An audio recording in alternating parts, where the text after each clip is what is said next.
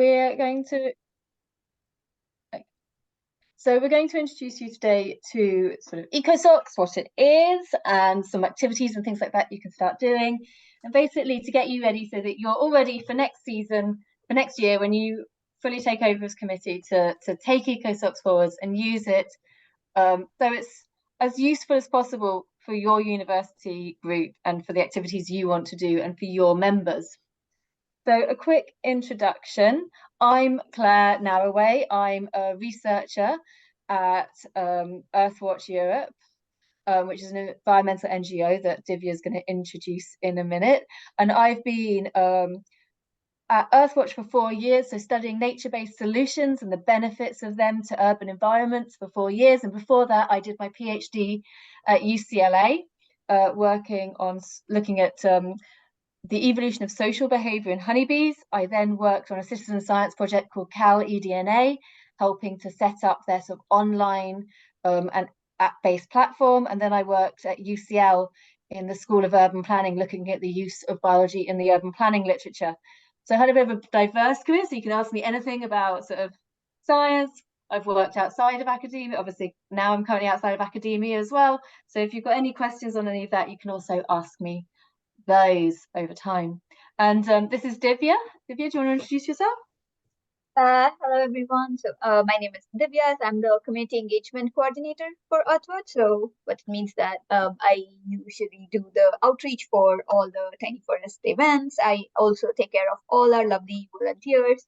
We have around 600 plus volunteers right now across our 200 Tiny Forests. So basically taking care of their engagement, also supporting them with resources, any kind of support that they need to carry out any of their activities in the tiny forest.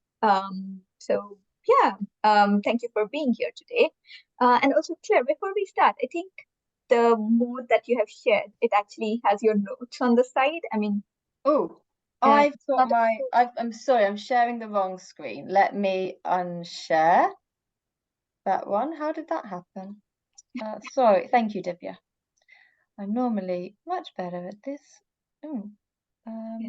Zoom is not usually our platform, isn't it? I usually get a little confused with that. Yeah. The first time you did it worked.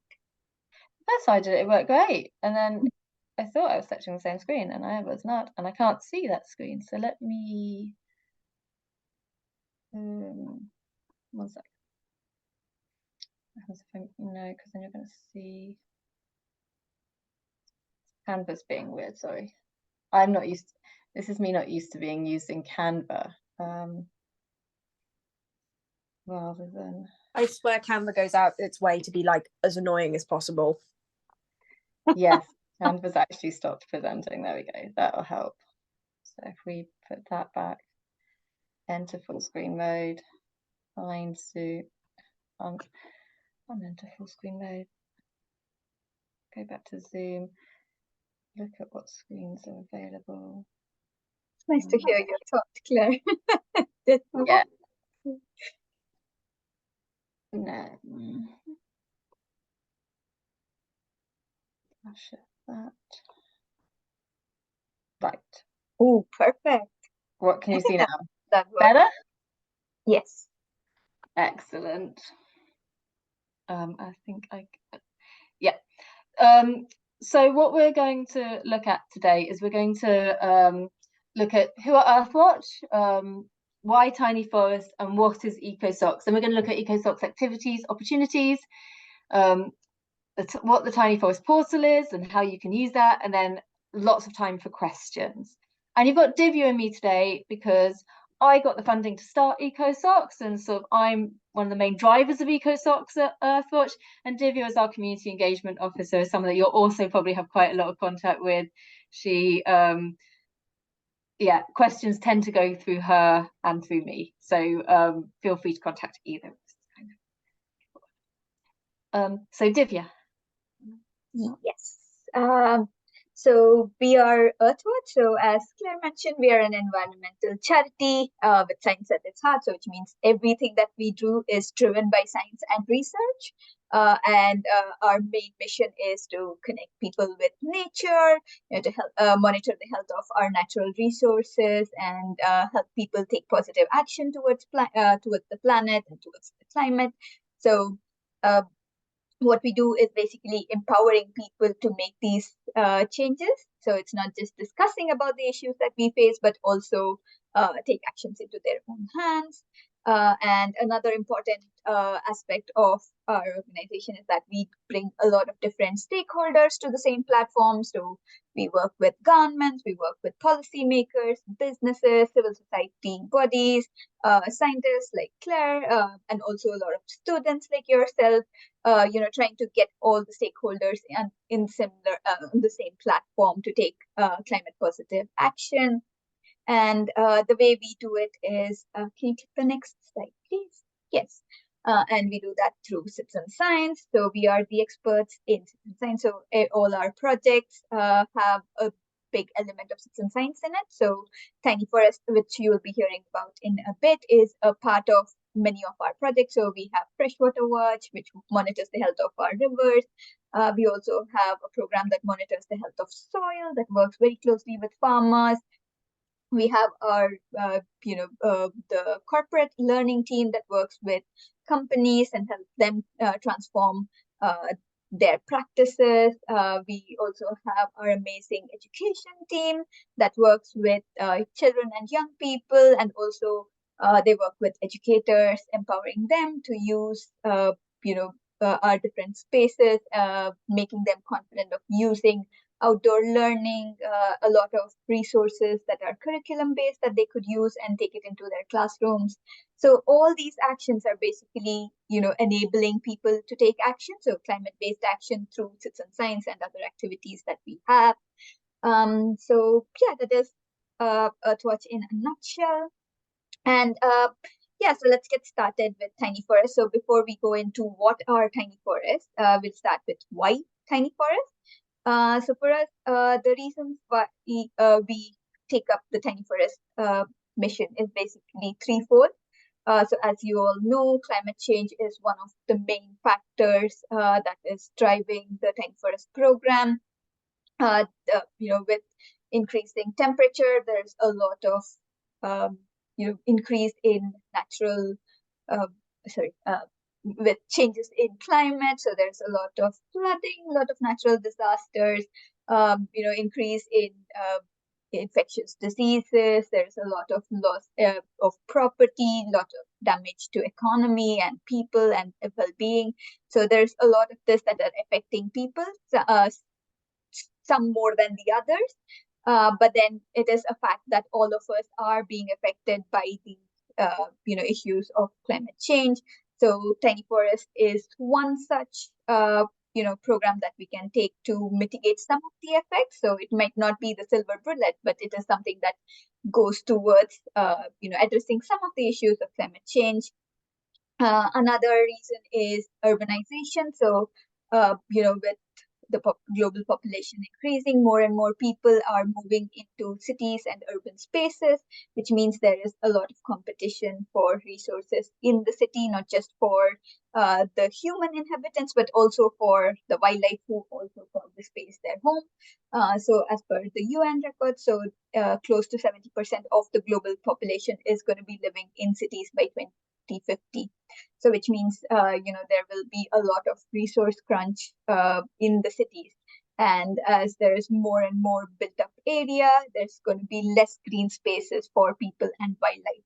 And that is where Tiny Forest again is an amazing, plug-in, because they are quite small and they can fit into small spaces in these urban cities, providing the much needed, rich habitat for not just people to enjoy, but also for the wildlife. And the third important factor is the growing disconnect from nature. So this is so much so that nature deficit disorder is an actual medical term now that practitioners use. So especially in children, it is studies show that children spend as less as 16 minutes per day in quality outdoor natural spaces. They spend more time on screen than they are, in nature, just enjoying the outdoors. So the nature deficit disorder has a lot of issues around, diminished use of senses, attention difficulty, higher rate of physical and emotional illnesses. So there are a lot of issues with disconnect from nature. So not just for children, but also young people and adults. So that is, so these are the three main issues that we're trying to address with Tiny Forest. And that's why we call it, it's a urban nature-based solution, because it covers all these different aspects. Now we go to, what are tiny forests? So most of you might have already visited your local tiny forest. And next slide, please. As you might have seen, they are, first of all, very tiny. So they are usually the size of a tennis court.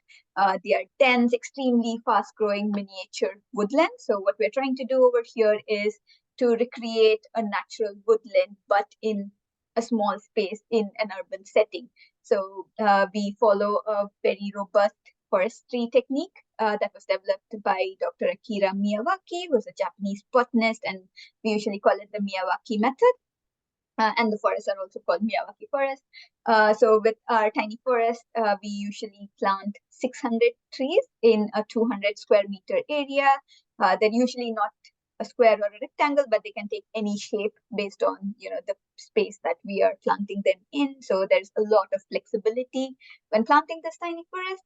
And another part is the methodology that we use. So there's a lot of elements of soil preparation. So even before the forest is planted, Claire and her team actually go in there, they do the soil testing, and based on the soil composition, they come up with a list of species that need to go into that forest that are suitable for that particular soil condition, the local weather conditions.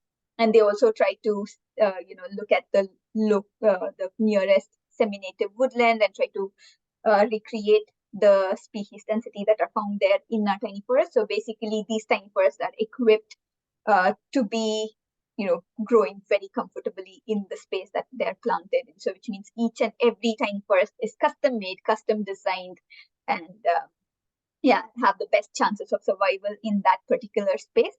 Another feature of the Miyawaki method is that they're very densely planted. So you can imagine 600 trees is a lot. So they're closely, around 30 centimeters apart. This creates a lot of competition between the plants. So basically they're all, competing for light. So they're growing faster. So we reach a climax forest, or, the advantages of a full-grown woodland in a much shorter time. So basically that's the advantage. And there's a lot of soil preparation that goes into, planting a tiny forest. So we'll be mixing it with manure and compost and straw, decompacting these really compacted urban soils, and giving these saplings the best chance of survival. So there's a lot that goes into the Miyawaki methodology, and our science team have recently published a paper on the methodology. So if you're interested, you can always have a read of that. So that goes into depths of how we actually go about planting this forest. And there's also a lot of human resource involved in this. So there's a lot of liaising that we do. So with the local council, the funders, the local community. So it is a huge process. So that sets it apart from your regular tree planting programs. And and also it is an urban nature-based solution. So it has immense environmental and social benefits. We'll be looking at them in the next slide. So the first one is, connecting people with nature. So because tiny forests are planted in spaces that need them the most. So we have the land manager who actually goes out to make sure, our tiny forests are planted in areas of, higher deprivation, where there are no access to quality green and blue spaces. So we make sure that it's planted where it's needed the most. And they are amazing places to connect people with nature. It's because they're accessible. Most of our tiny forests are present in parks and amenity grasslands. A lot of our tiny forests also have outdoor classroom areas. So you can actually sit there, you can use it as a space to just connect with nature and also connect with people around you. And it's also a space where you can start talking about environmental issues and not just talk about it, but also take action through citizen science. So that's an amazing part of this project. And it's also an important factor for climate change adaptation. So I've been mentioning about how tiny forests play a very important role in mitigating some of the effects of climate change, such as urban heat island effect, flooding that is again increasing in most of our urban spaces. So Claire will be talking a lot more about how they do that when we talk about our citizen science surveys. And also they're amazing wildlife refuge because, they're extremely species dense and they're also structurally quite complex, the tiny forest. So because you have trees, like we are trying to recreate a woodland over here. So we have like the canopy, sub-canopy, understory, and shrubs. So they have a really complex habitat that we're creating. So a lot of our tiny forests have amazing wildlife, even though they're like a few years old. We have frogs and toads and newts moving into the forest. So yeah, a lot to look forward to if you have a tiny forest close by. And yeah, where to find these forests? So we have 208 tiny forests. A lot of them are concentrated in the Midlands because that's one of the partnerships we recently had with Severn Trent, where they planted 72 tiny forests, each for the participant nation in the Birmingham Games. We also have another amazing partnership up north with Nature Scott and Green Action Trust, where we have planted in partnership with them, we have planted a lot of tiny forests in Scotland, and we now have another amazing partnership with the Welsh government, where we're going to be planting another 100 tiny forests in Wales. So we're literally going to take over the entire UK and more, but we have also spilled over to Europe as well. So we have many tiny forests coming there on the right, if you can see. So yeah, look out for the space. We're going to go crazy. And yeah, so just to give you an idea of what your tiny forest would look like, we have been promising that they grow very dense very quickly. So we wanted to show you that they actually do. So this is our tiny forest in Whitney. This is our very first tiny forest. As you can see, they were planted as little whips. This is like probably 1 year into the growing season. And this is in May 2022. And you can see they are very dense. And that is just to growing season. I'll have to update this video because we have another video where we cannot actually walk straight in the forest anymore. We have to actually crawl through under the trees. So I'll be updating that. I've made sure I've taken videos of my colleague crawling through the forest. Yeah. And yes, I'll hand over to you, Claire. Thanks, Divya. Yeah, so what is ECOSOCS? Well, ECOSOCS is a framework for activities where we provide fun, career-relevant opportunities for student-led university, conservation and ecology societies normally, just like yours. And we want to, give you the tools to use Tiny Forest, to engage your members, but also provide sort of really career relevant opportunities that they can use to grow their CVs, but also just have a great time with, as well as engage local communities. And believe me, community engagement is one of the biggest buzzwords in any ecological career right now. So getting opportunities to do community engagement really will set anyone's CV above and beyond. Plus, it's also really, really fun. And Earthwatch will provide you with support in the form of, we have a dedicated email that you can use, training and resources to empower you to carry out these activities and maximize the benefits of Tiny Forest for your group. And it also provides opportunities for you to connect with other student-led university societies and also researchers in other universities and organisations, as well as, of course, an environmental NGO. I know you already often have links with wildlife trusts and things like that, but Earthwatch is a bit of a different environmental NGO, works in a bit of a different way from the environment trust. So it gives you a broader network, I guess, of organisations to work with. And there's three main things that your activities can centre around, that we have resources around. Maintenance is a big one. Maintenance of tiny forests, particularly in the first couple of years, is really useful to ensuring their success.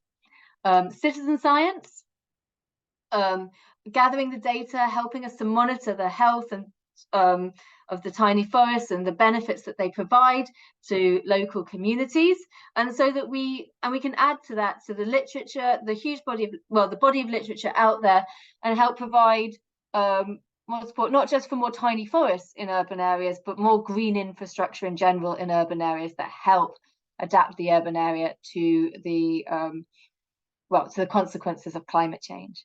And of course, community engagement, getting the local community involved, really rewarding to engage local communities, trying to grow local communities around their tiny forest, and getting them involved and out and having a good time as well. And so you, I don't know whether Lydia's passed on to you the email and the login for the Tiny Forest portal, but hopefully she will do if she hasn't already. And there you can see a lot of tiny forests already loaded onto your back end of the Tiny Forest portal. And these are all your tiny forests. And you can we can add more for you if you want to go to more. That's absolutely fine. We can always add more tiny forests for you. But you don't have to ask our permission to go to them. All of your tiny forests are community tiny forests, so you can go to them whenever you like and run activities whenever you like. We do ask that if you're running a community event, that you let us know, that you let the landowner know. You don't have to let us know, but the landowner know. But we do like to hear about, we do love it when you tell us about your activities and you send us feedback and you send us pictures. And I don't know whether Lydia's filled you in, but ECOSOCS was funded by NERC for 6 months, and we're at the end of that funding. I'm currently trying to get more funding in. So the more I hear back from you on events you've done, feedback from those events, photographs of those events and all that things, the more chance I have getting more money to make ECOSOCS better and better and better. So we love hearing about them. Your activity, these are independent activities. You don't need to, as I said, you don't need to inform us, but please, we love to hear about them. Frequency, you can do events any number of times in the year, any time of the year. So this is super broad, and we do have guidance on when you might want to do stuff. So don't worry, it's not sort of just a, we're not just going to say anytime, anything you like, whatever, but also anytime, anything you like, whatever. Get creative. Design your own events and activities. We've got a long list. I'll show you where they are on the resources section that will give you an idea. So we've also got a calendar. We've got resources on how to run events and things like that and facilitate events. So we've got some ready-made that you can just go out and deliver to your university society, to local communities. We've got all that set up. So if you can start with those. But don't worry, if that's not, if there's some idea that pops into your head and you want to do that, we are so for that. Please do, and we can help support you in doing those and making your creative ideas become a reality. The vision for ECOSOCS, as I said just before, it was funded for 6 months, and we're now at the end of that funding, and we are trying to get more funding, but that has not stopped us dreaming. I want to make this a national network of ECOSOCS clubs. I want there to be loads of university student societies using ECOSOCS to support their societies. I want to have grants available for you guys to apply for money for travel, for kit, and to explore new ideas that you want to do in your tiny forest. I want to have an annual kind of conference. We already, and I want to link this to the Miyawaki Research Network. So we have a network of researchers who are all interested in this new method of forestry called the Miyawaki method, which is how we plant our tiny forests. And we're bringing those researchers together, and we're starting to build a community around getting the evidence behind for and against these forests, this type of planting. And I would love to engage you guys with that network, and maybe have sort of, when we have our annual Miyawaki Research Network meeting, try and have an annual conference where you guys might present your work as well and what you've been up to, because I know they would love to hear about that. And it's a great opportunity for you to connect with researchers as well as get presentation opportunities and things like that. I want to eventually open up more citizen science opportunities for you. Divya's told you about some of the great other projects that we have at Earthwatch. I'm sure, being an agricultural university, your ears pricked up when she said sustainable agriculture and soil health. We are developing a toolkit for that is currently being deployed in our Netherlands office, but there will be opportunities hopefully for more of that in the UK as time comes on. And some of those methods are already being used in Tiny Forest, so you can get really experienced of those through Tiny Forest. But I want to open up those opportunities to you. I'm just trying to cement ECOSOCS in place with Tiny Forest first. And I also want to hear from you guys. What more would you like? What do you want ECOSOCS to be? This isn't just my vision. This has to support your university societies and your members. So what we can do to grow ECOSOCS in a way that supports you, I also really want to do that. So I want feedback. I want to hear back from you as well on this. But that's my vision for it so far.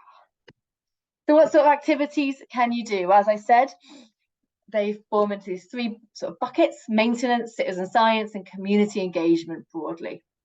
So maintenance is things like weeding, watering, litter picking, loosening of tree tags. We tag 100 trees in the forest. When I say loosen those, I tend to mean, oh, and you can sort of see one, maybe you can, there's a red tag in the, let me point it out with my pointer here, right there. There's a red thing there. That's probably a tree tag with a metal disc on that tree there. They can get a little bit too tight and constrict the tree as the tree grows. So we try and like unwind those and put them on a side branch. So if you ever see a tag on a trunk, we ask that you untie it and put it onto a side branch. Repairs. Sometimes fences start falling over, gates, the locks break. Sometimes there's wanton destruction. I know, it's unbelievable. So if you want to repair something, please do. Also, reporting signs of tree disease or ill health is also really useful. And yeah, if you want to ask us questions about, do I need to do this at this time of year? Do I want to do that? Just send us an email. We'll say, yes, no, that looks great. That doesn't. Don't worry. Do worry. Please do, etc. Things like that. So always, if you're ever in doubt, if you ever aren't sure, you can always contact us and let us know. Citizen science wise, we currently have 4 main benefits of Tiny Forest that we are monitoring, and you have the kit to monitor all of these benefits. I'm going to ask you for your address. I'm going to send out an email recently, because we've got now the infiltrometers are ready to be sent out to you, and we've also got your 5 calipers. So the final sets of bits of kit that you've been waiting for are ready, and they will be on their way to you as soon as I get an address to send them to. And if you tell me you're there as well, to collect them and put them in with your kit. So we monitor biodiversity with 4 surveys, one looking at ground dwellers by lifting up slabs that are in the forest, a carbon storage survey, which is being performed here by members of your university society, where they're measuring the height and diameter of trees, of the tag trees. And you can also see one of those tags there that someone has perfectly moved to a side branch. I can even make that out on there. That's awesome. Thermal comfort uses a weather station and asks people how they feel inside the forest, whether they'd like the temperature to change, whether they'd like it to feel warmer or cooler. And then also and they measure that inside, at the edge, outside, and near grain infrastructure. And then also compares that to the actual temperature, wind speed, and relative humidity inside, on the edge, outside, and by grey infrastructure. We also look at flood management, which is where we use our soil health toolkit, basically. We look at the texture, colour, and compaction of the soil. And then we also measure the infiltration rate with the infiltrometers that are going to be sent to you. You've currently got plastic rings that get knocked into the soil, then you pour water into it. However, there's more things that you can do. You can have your own bespoke projects if you want. Maybe you want to do your undergraduate or your dissertation projects on tiny forests. Approach us, ask us. We have tons of ideas ourselves, and if you have your own ideas, we'd love to support you and your academic supervisor in making that a reality. You can access all of the data collected on all of your tiny forests on the portal. So you can do your own data analysis and visualizations, and you can write these up and present them. And as I say, I want to get you guys to the Miyawaki Research Network meetings and have you present or show stuff off if you want to. And so you can show the results of your monitoring and your activities, or how you understand your forest, all at those meetings. So there's lots of opportunities that you can do with citizen science. And right now, I know you're kind of just at the end of exams, everyone's about to go home, but maybe they also have tiny forests near them, maybe they want something to do. A really easy thing you can do, all the resources are online, you do not need equipment, is biodiversity surveys. Lift up those tiles, look at those pollinators, watch out for butterflies. You can do all of those right now in your tiny forest. It's a great time to go do that and needs zero equipment. So anyone can go and check out their local tiny forest, even if it's not tiny forest near Harper Adams, because you're all going off for summer, I imagine. And then the last bucket is community engagement. And here, as I said, I can't tell you how big community engagement is currently in the environmental sector. Everyone has realized the value of communities, both rural and urban communities, in being part of the solution to mitigating the effects of climate change, or adapting ourselves to the effects of affecting us where we live, to the effects of climate change, to combating biodiversity loss, and to just addressing these fundamental environmental problems. So community engagement couldn't be more important, and having that on your CV will get you access to so many more jobs on the job market, I promise you. Share.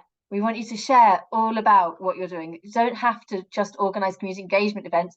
We've got a Treekeeper Facebook page, you sharing on your social media, with photos, with sort of shouting about all the fun you've had, just sharing your experiences and what you're up to in Tiny Forest is a part of community engagement, and people will hear about it and learn about it.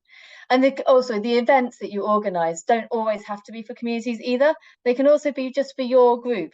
But when you're there, if local community members do come up to you, tell them about what you're doing, invite them to have a go if they want to join in with you, invite them to be a tree keeper, which is the way that we engage local community members in getting involved in their tiny forest. So do put them in touch with Earthwatch and help sign up. And Divya will be, or that's the 600 people that Divya's telling you about that are already engaged in tiny forest. They're all signed up as tree keepers, and we're trying to really grow that network too. So whether you're running a community engagement event or whether you're running an event just for your university student group, doesn't matter. If you see me saying from the community, do tell them about the benefits of tiny forest and see if they want to sign up and get more involved themselves, because there's so much that they can do. And then you can also make the tiny forest sort of more inviting. The number of times we get told that people see a gate and think that they're not allowed to go in it. Well, you don't have to do something that's actually, you could, at Harper Adams, you could make a welcome sign, and then you could go to the tiny forest one day, do a litter pick and hang the welcome sign up. I was at a tiny forest yesterday where we were running a science day, and one of the local tree keepers brought along some ribbons for the sign, and every time she goes to the tiny forest, she hangs up those ribbons on the sign, and she's like, that's her open sign. So it doesn't matter whether she's weeding or monitoring the forest, whatever she's doing, that's her open sign. So she's sort of trying to make it known that whenever that sign's there, someone's there. So it could be that the tiny forest is full of rubbish. It could be you spot something else that could make the tiny forest more inviting and welcoming to members of the local community. It could be a leaflet drop. You might leaflet around the local area and let people know that their tiny forest is there, want to get more involved. get in touch with Divya. There's so many ways you can do community engagement that also doesn't have to be face on face, like one-on-one. So there's all sorts of opportunities. And you can just conduct activities in the tiny forest. I know you guys have bonfires at your forest on Harper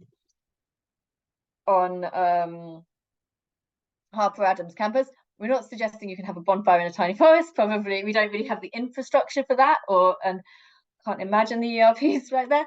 But you can go and do other activities there. You could go, you don't have to do our monitoring activities all the time.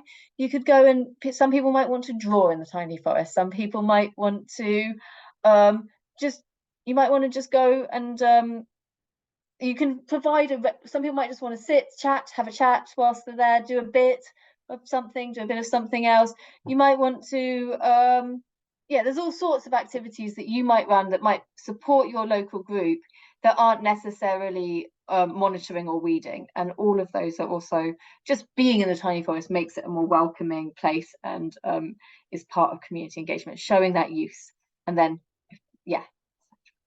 so all sorts of opportunities there. And these are sort of some examples that people have done. So you guys ran your own community engagement event at I can't remember which tiny forest it was now. Nottingham University ran one at Bulwell Hall Park tiny forest. Divya knows about this one. This is a nighttime carbon storage survey. So this was a good gym team in Barnet, Mutton Brook Barnet in London. So yeah, these guys usually have like a late evening run, and they were like, when they're just running towards tiny forest, so why not do a carbon survey? And so they just had these torches and they started measuring trees because why not? And there are some of our tree keepers who have been showcasing the tiny forest at their local sustainability fests. There are people who are like practicing singing. We have some tiny forest in schools where the teachers kind of took the children to play music to the trees. You can basically do anything you want. Like we have another tree keeper who's a yoga instructor who carries out yoga classes in the tiny forest as well. So up to you. I mean, use this as a space however you want.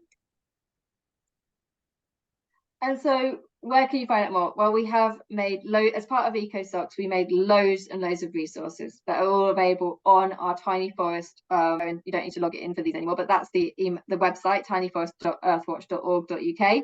And it's under resources, and you can find ECOSOC resources. It's not just ECOSOC resources there, though. You can find lots of resources. So don't feel that you have to just stay set to ECOSOC resources. There's resources, I'll show you that there's resources all over. But this has lots of specific resources that we designed for ECOSOCS. The Tiny Forest portal also is where you can take surveys of the tiny forest that you visit, and you can access those surveys. So you don't always need to have paper data sheets, which then you have to enter the data afterwards. You can access all of the surveys online and do them all online, so that then the data gets immediately entered into the database. We have all the protocols for all of the surveys. We have educational resources, so that's more useful for schools. But if you want to learn more but we have facilitator notes for you. And we also have, if you also want to learn more about tiny forest, you can look at those educational resources. And we have lots and lots of templates and flyers. So how to write an ERP, we have, I think, on there. We have how to run a community event. We have postcard flyers that you can hand out, things like that. So lots and lots of examples and templates. And these are the things, if you find resources that you miss, that you need, that you would like us to create, let us know and we will look into doing it. Because we want to support you guys. There's also a tiny forest calendar of what to do when. So this is just an idea. You can do a lot of stuff at a lot of times of year, but this gives you sort of the best optimal times of year to do everything. And it also highlights when we have our biodiversity week, which we've just had in May, which I know you guys went out and you sampled 2 different tiny forests, Harper Adams, which was amazing. to get that data for 2 different tiny forests. And straight after this, I've got a biodiversity, well, at 4:30, I think it's got a biodiversity week summary, so you can learn about all of the results from biodiversity week at 4:30 p.m. if you want to join that webinar.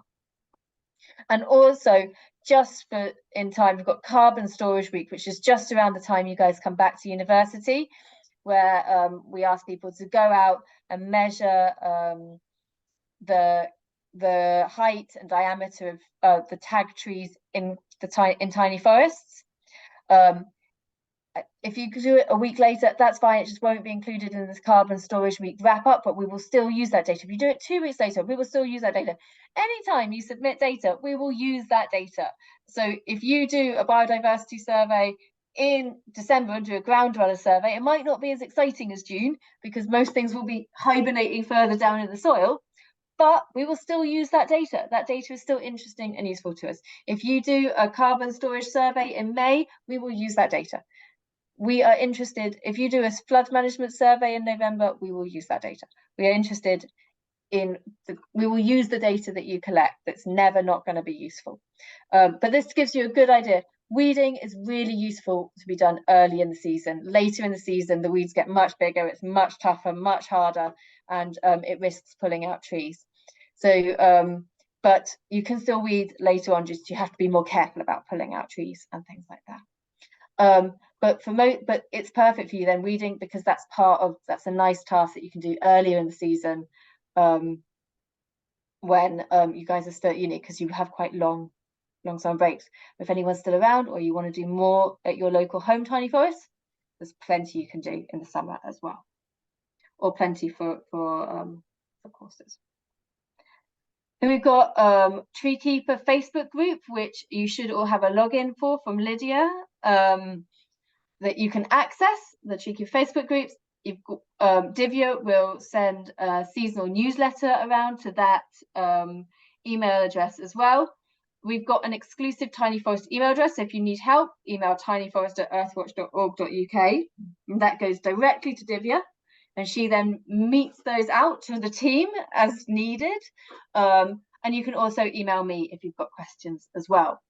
We've got the Tiny Forest portal, tinyforest.earthwatch.org.uk. Tons of webinars on our Eventbrite that you can look at, and we've also are putting them all on our YouTube channel, so you can watch them again, embarrassingly for the team. And what is coming up specifically to you? Well, do check out Eventbrite. There might be monitoring days near you coming up. It's constantly getting updated with monitoring days. In the winter, from October to March, it'll be populated with planting days. It's always getting new webinars added as well. There's 2 to 3 webinars, I think, a month, pretty much, Divya. So there's lots and lots to get involved in on there, online and in person through Eventbrite. We are definitely going to be having a monitoring day at Knowlesgate Tiny Forest. Now, this is a particularly special tiny forest set up by our funder of the Miyawaki Research Network. So a lot of our researchers from the Miyawaki Research Network head there. It's currently scheduled for the 21st of September, and we don't see that changing at the moment, but I would email you if it did. I would really say, if this is, I know this is just as you come back to uni, so I'm not sure if it's helpful for you to bring members of your university student group with you to that, but you're welcome to, and come, and we can show you, we can sort of refresh your memory on how you can use that monitoring kit. You can see all of the monitoring surveys in action. You can meet researchers both from I'll be there. I've got a fellow researcher from Earthwatch Europe, Sophie, who's going to be there, and yeah, other researchers from the Miyawaki Research Network. So you can meet us in person, chat, we can play with all the equipment, and it's a bit of a special one because it's a bigger tiny forest than we normally plant. It's actually in a countryside kind of setting, and it's planted next to a traditional planting method. So part of the idea of this one is that it's going to be used to compare traditional planting methods versus Miyawaki planting methods. So it's an interesting one to come and see, and a bit of a different one. So do put that in your diaries. Bring along as many people as you want. It'll be a fun day. And then ECOSOCS onboarding too, I've put for Thursday, 14th of September, partly so I can resell Knowlesgate to you guys, but also because it's just before you get back to uni. So just before the mayhem starts of Freshers Week. So yes, there you go. And now I would really suggest it's also time for you to start thinking about what your first activity is going to be. I know when I was at university and I was going to Freshers Week, we always wanted to have an activity that people could come out and do quite early on to get an idea of what the university society did. And if you want to use Tiny Forest for that, it's perfect time. It's carbon storage time. So go out, organize a carbon storage, a carbon week monitoring event, even if it's the week after carbon week or 2 weeks after, it doesn't matter. That would be a big idea. I'd have to maybe take people to Knowlesgate, maybe get a minibus and bring people to Knowlesgate and do that. But it's really a good time to start thinking about that now, and you can start planning for your first event. And if you want to, maybe you're already thinking about it with something else in mind, but if you want to use Tiny Forest, those are some quick ideas, but maybe you have other ideas that you could do.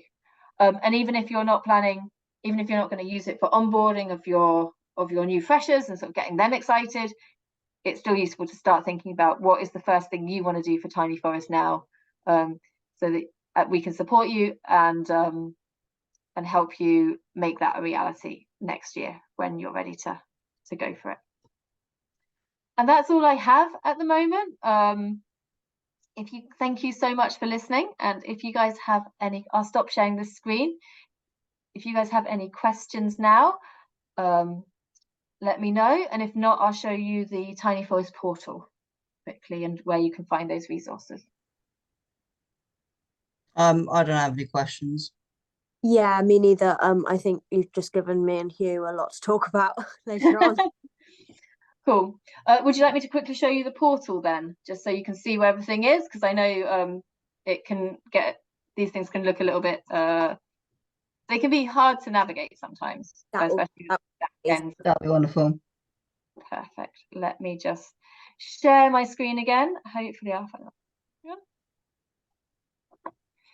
So can you see the Tiny Forest website? Yep. Yeah.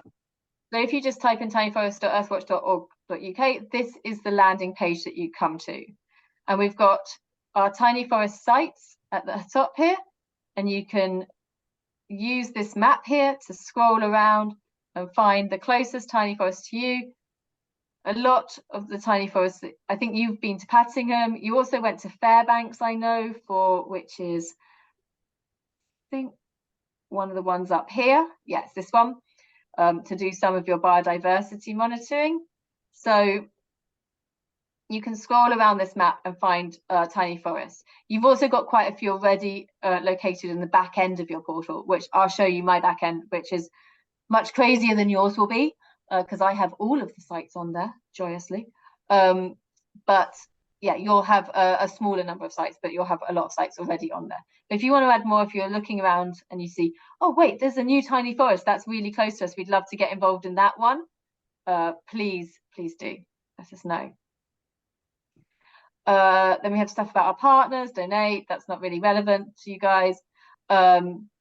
Events, we use Eventbrite more, so I would use our Eventbrite to look for events. But you can see what communities are organizing and things like that a little bit here, but much more it's about Eventbrite. And then this is the resources tab. So we've got partner resources, which we've taken some of those and put them as ECOSOCS resources for you guys,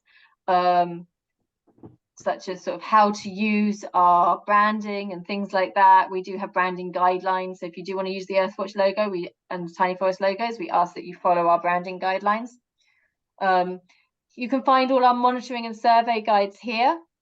And if you just click review resources, they're all in lists below. You'll see that in a minute.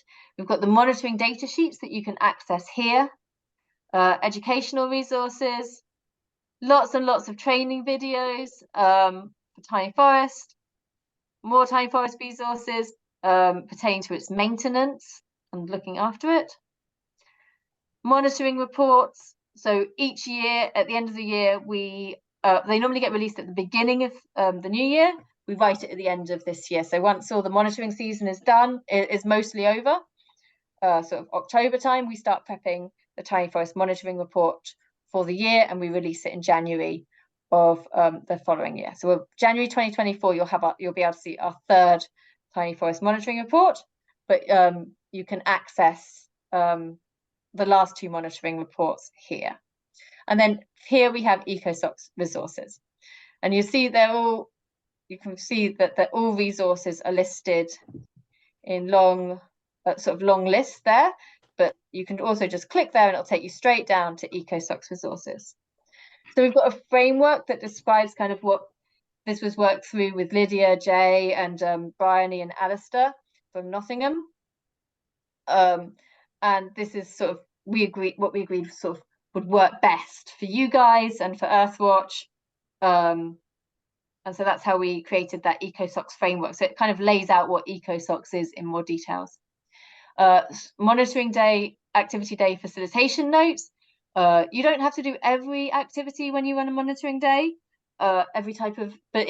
this details every type of activity and gives you background information, etc. on that to help you lead a monitoring day, both for your members, but also for local communities. Lots of activity ideas, so I can download that one and show you that that we came up with. So at and around the tiny forest, you've got monitoring, weeding, litter picking. Why are some of them green and some aren't? I should look into that. And then things you could do at your university. This is not by any means a comprehensive list or a full list. Be creative, come up with your own ideas and do them. And if they work, wonderful. We can augment this list, change it, create it. But yeah, you could do a tiny forest Christmas quiz or make Christmas cards from rubbings in the tiny forest and things like that. That'd be super nice. We've got a quick guide to equity, diversity, inclusion. A lot of our tiny forests, particularly the ones around you guys, are in deprived areas. And so this is just a really quick guide to making sure that, and it's also really key thinking about these issues, particularly, well, in all sectors at the moment, it's a big issue, as I'm sure you're aware, and the environmental sector is no different. So again, as part of sort of making these as our opportunities also career relevant to you guys and transferable, giving you guys transferable skills wherever we can as well. This quick guide to diversity, inclusion, and understanding those issues is part of that. And so think about if you're ever running community events, but also useful for events that you're running in your own society. A quick guide to health and safety, ditto, and a quick guide to safeguarding. We never expect you to be working with school groups or anything like that, but if you are running community engagement events, parents do bring their children. We expect parents to be obviously the guardians there. The main safeguarding thing is never be out of sight with a child. Pretty much is the main rule. Make sure the parents are with you, things like that at all times. ECOSOCS handover. So hopefully Lydia has used this.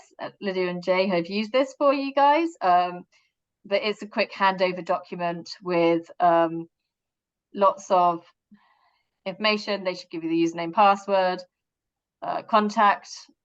So that's the Tiny Forest contact here. Tiny Forest resources can be found here. Just sort of that I'm going to arrange these two onboarding webinars, one in June and one in September. So that's the handover doc. In-person community event planning. This is if you want to organize a community event.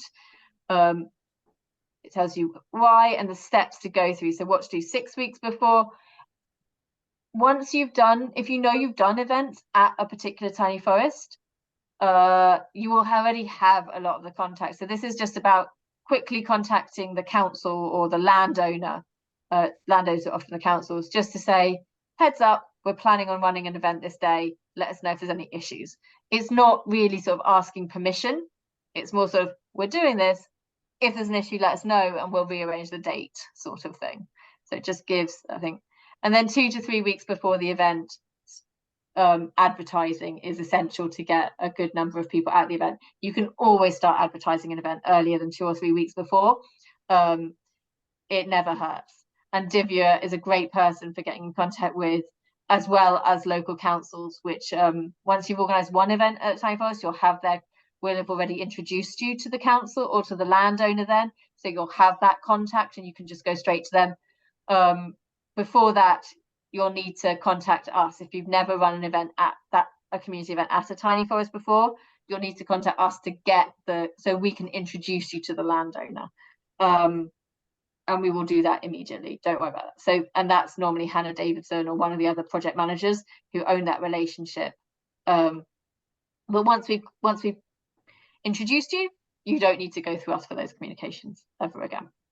And Divya and the landowners and people of that councils are really great at giving contacts and sort of for local groups and things like that you might want to connect with. And Divya's got, as I say, this great network of tree keepers who, I mean, if you're running an event there and there's tree keepers in the neighborhood, they'd love to know about it. They'll get into their local networks, and tree keepers are so enthusiastic for just more activities and more events at their tiny forest. So even if you're just going and doing a weeding day, sometimes, like I was running an expedition up in Glasgow, and one of the local tree keepers just wanted to pop down to meet sort of the expedition participants and help out do some monitoring and some weeding for the day. And she was telling us, she gave us a little intro on everything that she's been doing at the Tiny Forest. So even if you're not planning on running a community event, but you want to just let some of the tree keepers know that you're around, it's really wonderful and worthwhile meeting them and inviting them just to come join you. And then it's just 1 or 2 people as well, and the rest of your group. So it's really fun to meet them. So yeah, do ask for those. And then the week of the event, what to do with ERP forms, photo consents, etc. Event day. And a lot of this you already know because you're running events. And I guess the key thing to say is your student union and all of their paperwork takes precedence over anything we've got here. We've just sort of created some things to just help you, but I know it's the student unions have their health and safety forms and things like that. So risk assessments that you do for all of your events. So you don't need to do an extra Earthwatch risk assessment. Don't worry, no one's asking you to do that. All your normal processes for event running with the students union is perfect. No one's asking for anything more. Okay, no extra paperwork. Example flyers, posters, things like that. Consent, photo consent and health and safety form that's useful to get people to fill in so that we can use their photos if you do take photos of people, and also so that we're covered liability wise, or you're covered liabilities wise as well. And then feedback forms for the participants, so you know whether they had a good day, things like that. A thank you email template if you want that. And also we've got a zip file with site information for all of your Tiny Forest sites. And then I know we're running over, so just quickly show you the back end of the portal, which we have training webinars on. So I do recommend checking those out for more info. But you can export data here, and that will come out as a zip file. There's a training video on how to use the platform here. And also, if you go into your Tiny Forest profiles, which are all listed here, and there's information on setting it up. You often won't have to do much of this, but you might need to sort of manage biodiversity tiles, for example, when you get to, so there's normally 6 biodiversity tiles in a forest, so you would just go into this section if there's only 1 listed when you get there, and just sort of edit them if necessary and add more up here. You've got you can set up, create a new event for your Tiny Forest here, and that will go onto the Tiny Forest that is that event page on that I showed you quickly. We've got how you can access surveys here, so you've got a QR code you can download for people to just scan at events, and you can also then access it through this link here. you can see all of the survey results in real time. So for example, this one I don't think has any data, but you could, I think this is quite a new forest, this one at Alderman Richard Hallam Primary School, but if they had submitted data for this, you would be able to see that. And then you can also access the feedback surveys here. And this takes you back to the resources tab. So that's a whistle-stop tour of our resources and of the Tiny Forest portal. That spark any questions? Not particularly. No, I don't think so. Not at the moment. Awesome.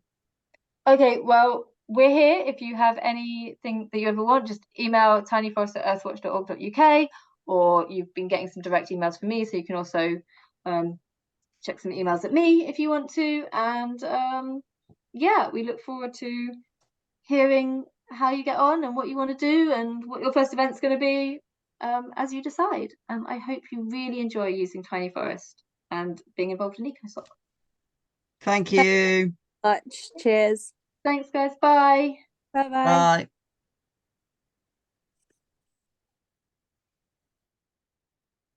That went well, I think. Do you want to stop recording?